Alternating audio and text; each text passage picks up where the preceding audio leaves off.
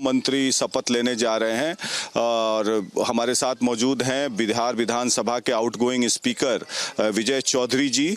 और ये पिछले बार स्पीकर थे। इससे साफ होता है कि स्पीकर का पद बीजेपी के पास जा रहा है और ये मंत्री बनने जा रहे हैं। इनको फोन भी आ चुका है नीतीश कुमार जी के यहाँ से। तो विजय जी, आप 2010 से 15 में मंत्री थे, स्पीकर बने, इसका मतलब स्पीकर का पद बीजेपी को जा रहा है। आप स्पीकर थे पिछले बार। अभी तो हम आपको इतना ही बता सकते हैं कि हमको मंत्री बनने से संबंधित सूचना मिली है।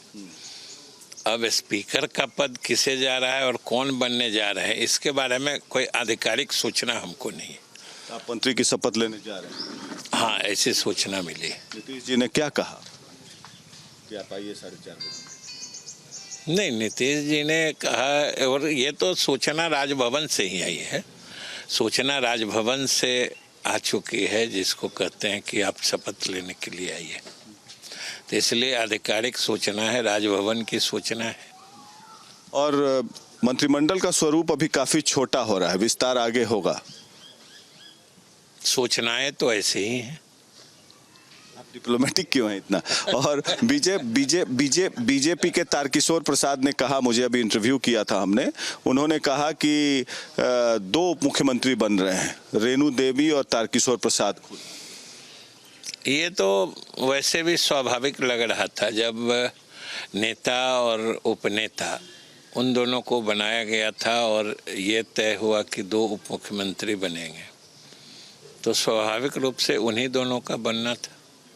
सुशील मोदी और नीतीश कुमार की जोड़ी इस बार टूट गई। आपको क्या लगता है कि सुशील मोदी की जो काबिलियत है, उनका काबिलियत का किस रूप में इस्तेमाल होना चाहिए, देश की राजनीति में होना चाहिए?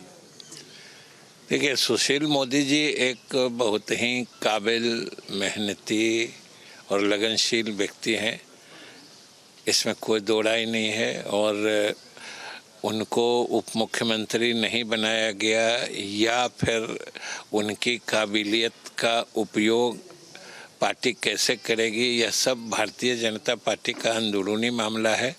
लेकिन इसमें कोई दो राय नहीं है कि सुशील मोदी जी एक बहुत ही काबिल, योग्य और मेहनती व्यक्ति हैं।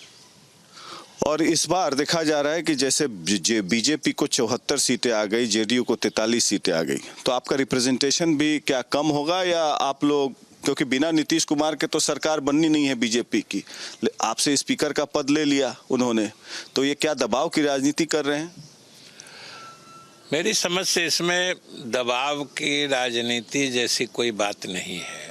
और मंत्री की संख्या किसी पार्टी का 1-2 घट जाए या बढ़ जाए, इससे भी सरकार की कार्यशैली पर कोई फर्क नहीं पड़ेगा, क्योंकि आखिर में तो नेतृत्व नीतीश कुमार जी का है और बिहार की जनता ने भरोसा भी नीतीश कुमार के नेतृत्व पर ही किया है। और नीतीश कुमार मुख्यमंत्री के रूप में पिछले 15 वर्षों से बिहार की सेवा कर रहे हैं, तो उनकी कार्यशैली और सारी बातें देखी परखी हुई है और स्वाभाविक रूप से जनता का भरोसा उसी पर है।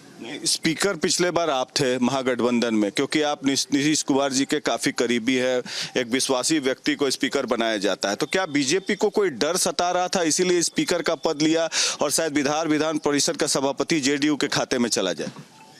मेरे ख्याल से मिलजुल के सरकार चलानी है, तो इसमें डर जैसी तो कोई बात है नहीं।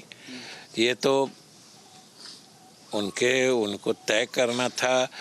और जैसा कि हमने कहा कि अभी तो हमें सूचना है कि हमें मंत्री बनना है, इसके आगे कौन पद कौन ले रहे हैं, इसकी कोई विधिवत जानकारी हमको नहीं है। तो ये विजय चौधरी जी हैं, काफ़ी पुराने विधायक हैं, मंत्री रहे हैं और 1980 में पहली बार विधायक बने थे। नीतीश कुमार के काफ़ी विश्वास पात्र हैं और इसीलिए उन्होंने पहले इन्हें प्रदेश अध्यक्ष भी बनाया था जेडीयू का, फिर विधानसभा का अध्यक्ष बनाया, मंत्री बनाया, फिर मंत्रिमंडल में शामिल हो रहे हैं। इससे इनके कद की पहचान हो सकती है कि जेडीयू में इनकी पैठ कितनी मजबूत है, अच्छा काम भी करेंगे, ईमानदार व्यक्ति हैं।